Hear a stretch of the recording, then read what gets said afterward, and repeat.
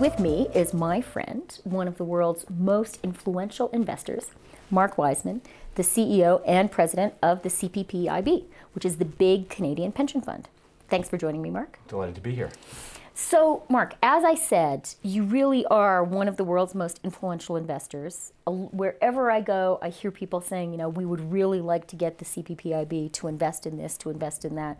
I've heard just in Davos that they're counting on you to rescue U.S. infrastructure, to rescue emerging markets infrastructure, and to do a few important deals. So you control a pool of money, you get called on.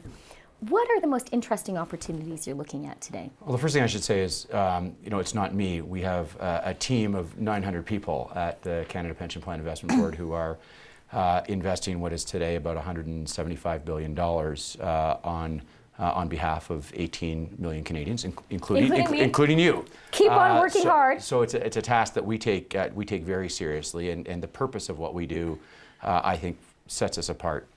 The other thing that sets us apart is the very long-term nature of the way that we invest capital, and that allows us to take a very different view of investing, and also a very different view of the global economy than most typical investors. And one of the things I like to say is that the way we like to think about the world, or we like to think about our investment approach, is we think about the next quarter century, not the next quarter.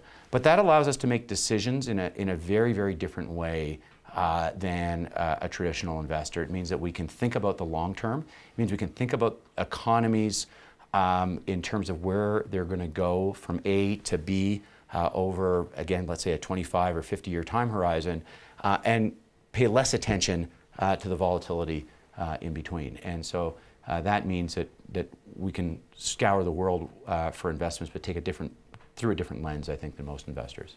Okay, well, that helps to explain why people are so eager to take your call, because this is the kind of investor that we hear people saying they want. We hear companies and countries saying, oh, we hate these short-term investors. We want someone who thinks in the long term. So given that you occupy that sweet spot, what are the interesting places to put your money, to put my money right now?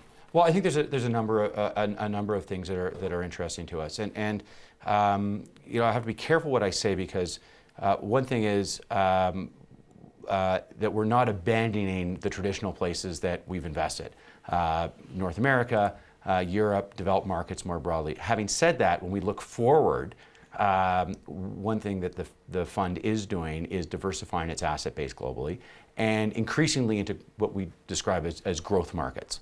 And that is because when we look forward 25, 30, 40 years, let's just take, for example, China. China will be the largest economy in the world. That's tautological at this point. It may come in 2020, it may come in 2030, it may come in 2040, but the reality is that it is on a path.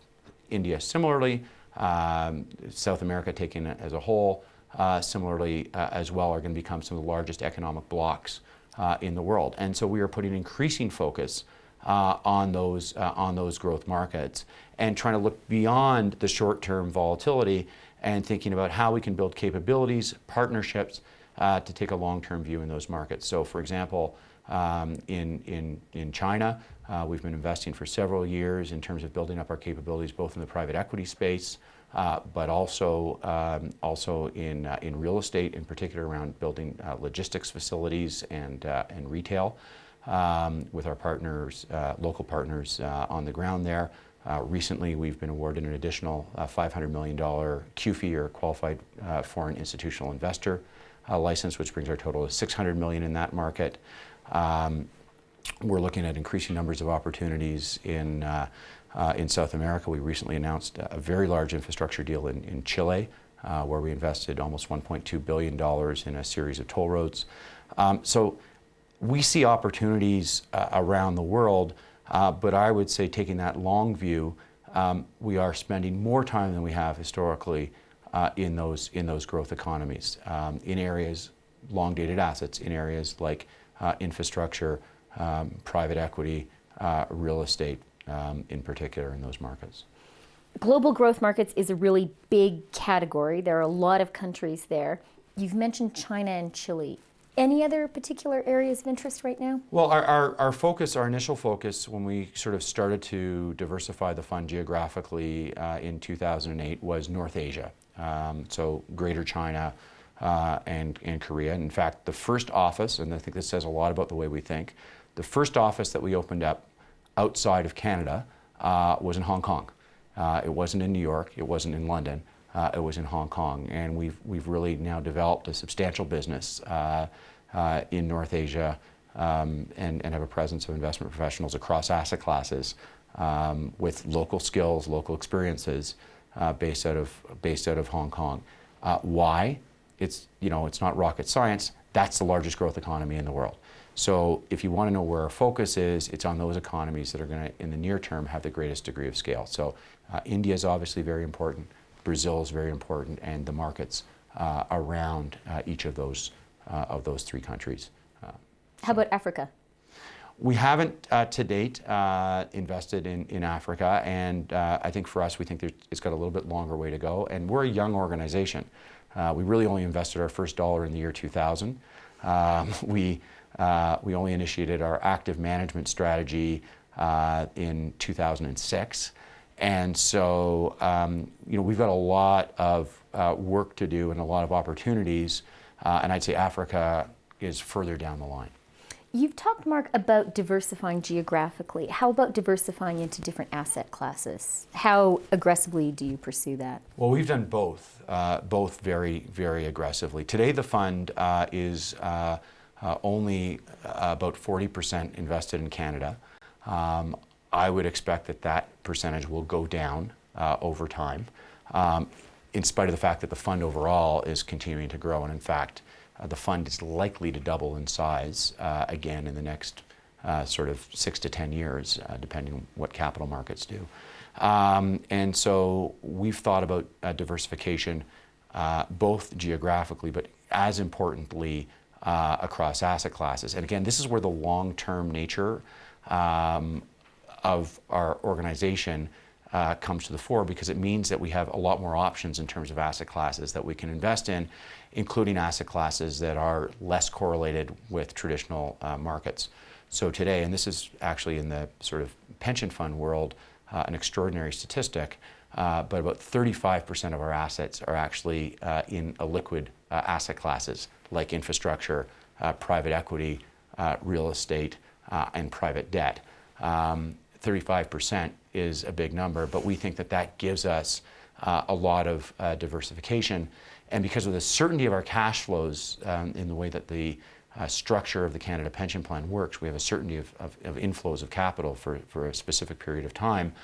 We can afford to essentially invest in more liquid asset classes. We've recently started investing in agricultural land.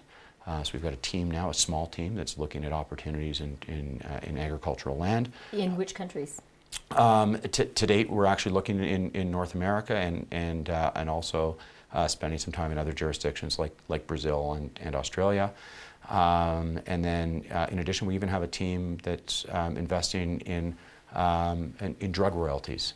Again, these are assets that are not traditionally correlated to stock markets or bond markets.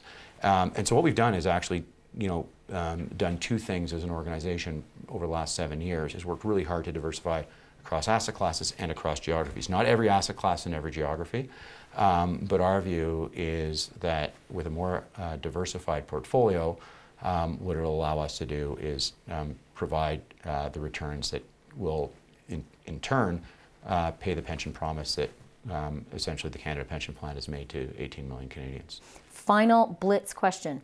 What is the most interesting thing you've learned in Davos so far? I think the most interesting I've learned in Davos so far, now I have to say, as you know, Davos is information overload, and it usually takes me 3 or 4 days at a minimum afterwards to sort of synthesize what I've heard. I think probably the most interesting thing that I've heard is from corporate leaders as opposed to from government leaders. And what I'm hearing this year in Davos from corporate leaders, in particular out of the US, is a much higher degree of confidence and optimism than I've heard in the last number of years. In fact, the highest degree of confidence and optimism I've heard since the global financial crisis. I think that's a good news story. I don't know if it's showing up in the numbers yet in terms of employment or business confidence and so on and so forth. But if Davos is a leading indicator, I would say the U.S. in particular should look forward to a reasonably bullish 2013. Okay, well, I think that's a good note on which to close. It's morning again in America. Thank you very much for joining me, Mark. Thanks, Chrystia. Good to see you. I'm Chrystia Freeland with Reuters. That was Mark Wiseman, CEO of the CPPIB. This is Reuters.